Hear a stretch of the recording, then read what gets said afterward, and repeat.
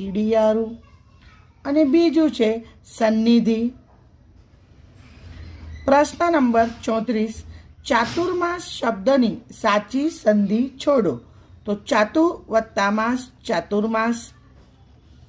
પ્રશ્ન નંબર 35, તેજપુંજ શબ્દનો સમાસ ઓળખાવો. તેજ નો પુંજ એટલે થશે તત્પુરુષ સમાસ.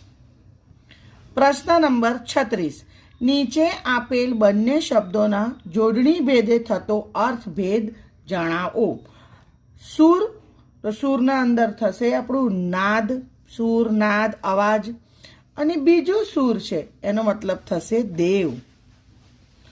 પ્રશ્ન નંબર 37, ભાવાદ્ર બનીને એ તો નજરની પીછીને ધૂળ ઉપર પસવાડી રહી હતી.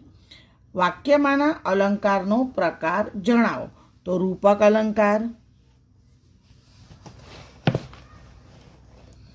પ્રશ્ન નંબર 38,